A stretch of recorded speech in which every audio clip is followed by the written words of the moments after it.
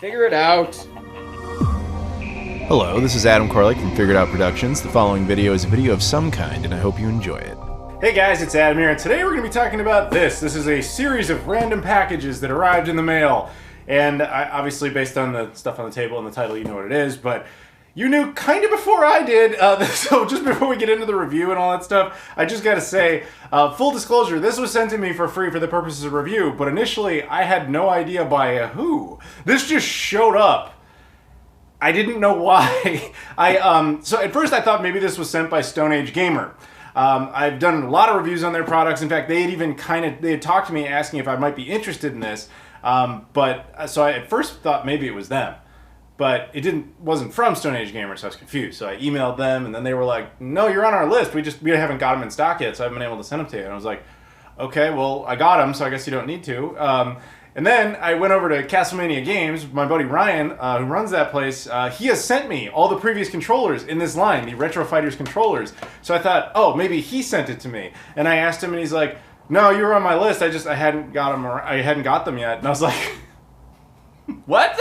So I reached out to Retro Fighters themselves, the guys who make these controllers, and they were like, "Oh yeah, we sent them." I was like, "Thanks. I have no idea why you did it, but thank you." They're like, "No, enjoy." So yeah, I thought it'd be cool to give them a video about this because I think it's neat, so you guys can see this because that was nice of them to do.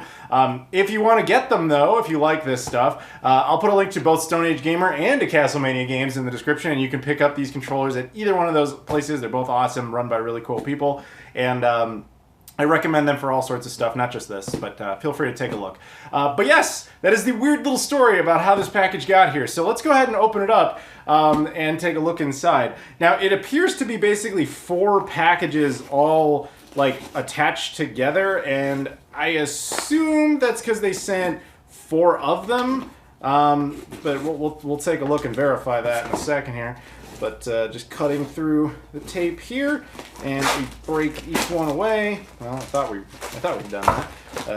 Oh, sorry, one more spot, obviously, and boom. Okay, so now we're down to a few of these. Let's see. Oh, they've got stickers on them, so I bet that indicates the colors. Maybe not in all cases. I don't know. Okay, let's open it up. The unboxings are fun, right? Probably should have cut the tape. Anyway, inside, yes, we have a Brawler 64 wireless gamepad. This happens to be what I don't know if they named the color, but it looks like a kind of a turquoise-ish. And we'll go ahead and open up the rest because why wouldn't we? Let's see here. This time I'll actually cut the tapes. So inside we have, I think that this is the color that Nintendo used to refer to as watermelon, if I remember correctly. This one, I'm betting, is it looks like the stock gray one based on that sticker. Yep, the stock original N64 gray. And this one, based on the sticker, would appear to be the Donkey Kong lime, transparent lime, if I remember that correctly. Now, I gotta be completely honest with you guys. Until this showed up, I didn't know this was a thing. I realize that makes me seem like really kind of out of it, but it's true. I didn't. I'm sorry. So I did a bunch of research into these things. And so basically their story is as follows. Retro Fighters, who has made a bunch of these controllers. I've done videos on a bunch of them. They're guys who are very committed to making updated controllers for various game consoles. They did them for the NES, the N64. They did them for the Saturn, the Genesis, the Dreamcast. I've done videos on all of these things. Except maybe the NES one. I'm not sure. I know I've shown it before. But they're all basically the same concept, which is they wanted to take classic controllers, such as here we have the original N64 stock controller, and update it to a more modern design, basically because our hands have gotten kind of used to this general shape ever since the PlayStation 2 and the original Xbox and so on and so forth. So the idea is to update accordingly, and the reason for Retro Fighters is this was originally built around various fighting games. But they actually work really well, and a lot of them have gone on to become like my favorite controller for any given console. I think that, I said this initially, like this is my favorite way to play the N64, is this controller. The Dreamcast one, the one I use on the Dreamcast. The NES one, the one I use on the NES. And the one for the Saturn/Genesis, it works on both, I felt wasn't the best with the Genesis, but was amazing with the Saturn. So it's interesting that they went ahead and made a wireless version. I guess this was originally a Kickstarter project and has, was funded and they brought it into existence. I asked them about it and I was like, what else can you tell me? Like, what's the history? Like, why did you do it? And their answer was short. People asked for wireless ones. All right, cool. I'm on board. Let's do this. So I think for the purposes of just the aesthetics, we're going to open up the gray one and just kind of use that as our little demo unit. Now here's the thing I can tell you a whole bunch of stuff about this before we even get to it. Obviously, controller's wireless. On the back, it has a whole lot of information, but basically all you really need to know is that it uses a 2.4 gigahertz wireless technology. Actually, you don't really need to know that, but it is wireless, and that's how it functions.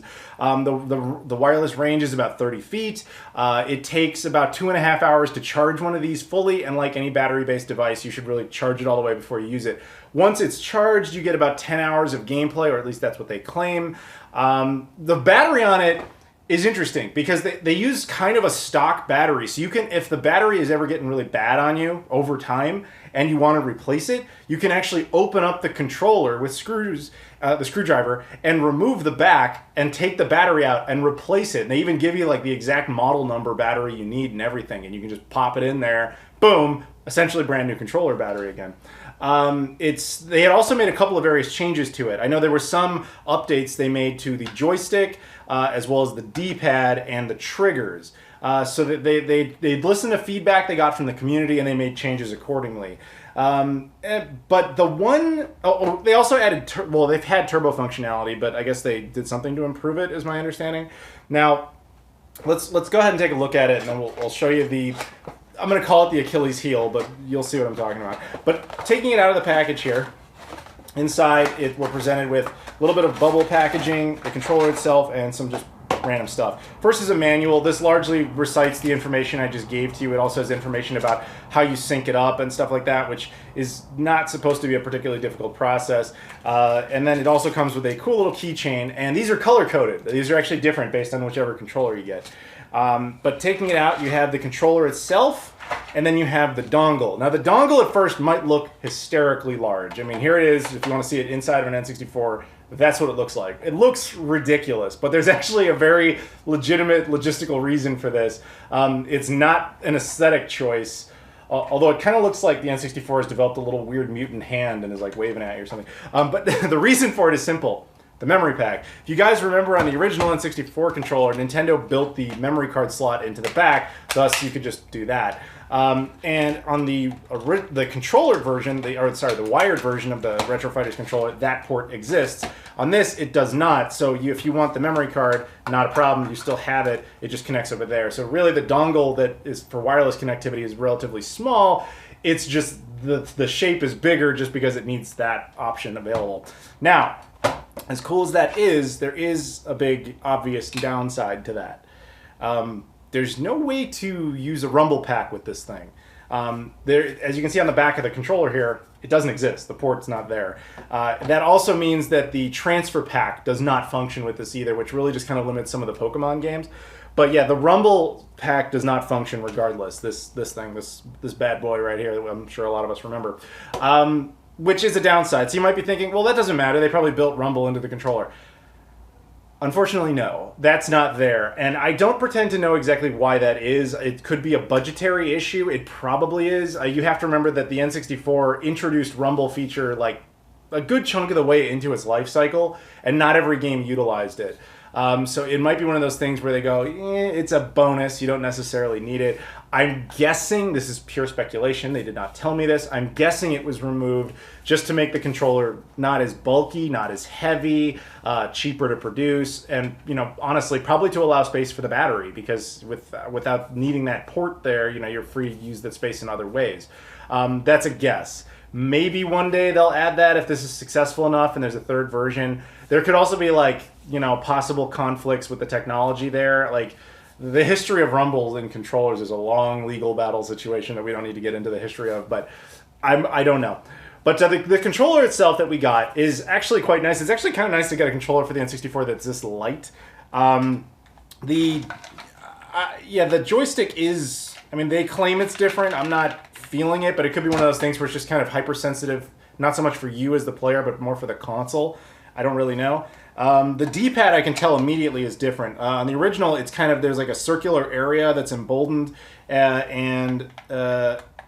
actually, this is interesting. This D-pad, if you press the center, you can push it all the way down, like all four sides of it, whereas the original is not like that. There's kind of like a ball or something in the center that doesn't allow that. Well, it's interesting. We'll see how that functions in gameplay. Oh, it has some power. I pressed start, and the sync button tried to search for a device. Now, obviously, the N64 isn't on, so it's not going to find anything. That reminds me, to charge it, it has a USB-C port, which is really cool. It actually comes with a USB-C cable. I'm very glad that that's the standard. I do think, and it fits in nicely as one would expect, I think it's kind of cool that we're at a point in retro gaming technology where we're using USB-C stuff on a Nintendo 64.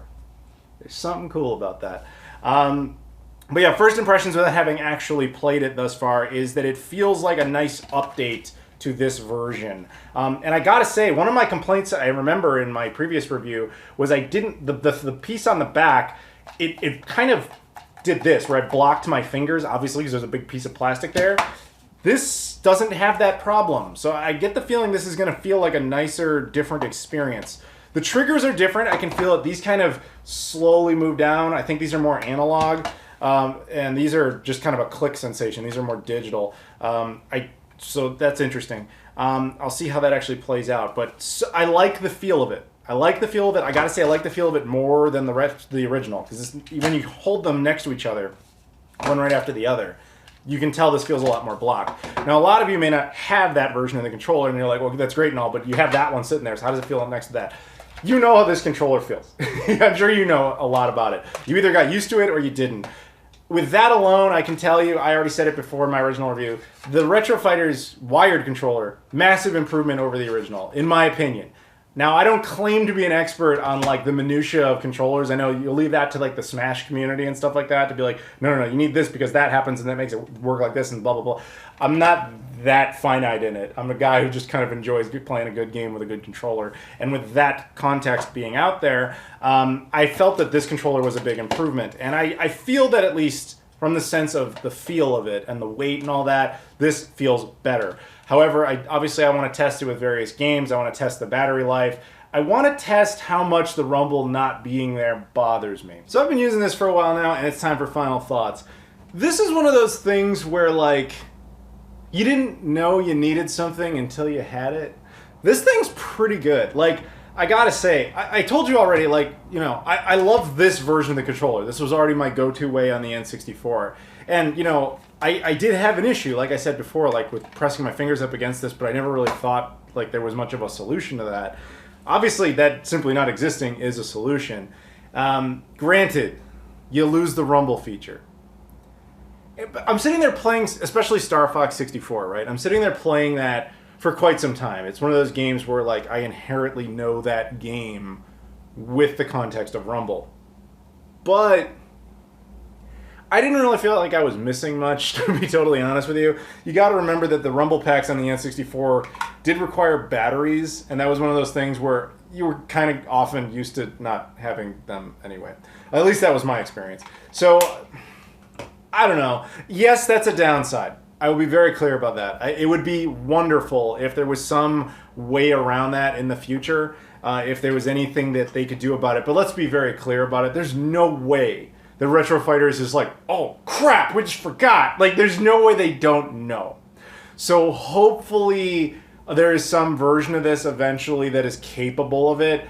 I just don't know if that's possible, because there's also the possibility of, this is probably the wrong terminology, but there could be some sort of driver conflict if somebody tried to use Rumble at the same time they tried to use you know, a memory card. It could be, unless there was a way of programming the controller where it just says like, okay, as long as there's nothing in here, then it'll default to whatever rumble you've built into the controller. This is pure speculation on my end. But either way, that's like a project for them to potentially deal with at another time. Overall, though, I gotta say, I thought it was really nice. Like, I ended up really enjoying this. I was able to, you know, sit at a further distance, enjoy a much more leisurely experience. It's obviously got a USB-C port, so it makes me wonder if it's possible for them to release firmware updates, although I don't know. I don't know what firmware you might need, but I suppose it might be a nice possibility. Connecting the thing to the console. The manual makes it, I took a look at it, the manual makes it look like it's going to be a lot trickier of a process than it is. It claims like, oh, you got to like, you know, connect everything and then you have to hold down the start button and make sure it syncs. I really didn't have to do that. Like all I did was press start and it just connected like immediately, like just a single tap and it was good to go. So that was my experience. Maybe others, maybe they put that in there just in case it doesn't work the first time or something like that. I don't know.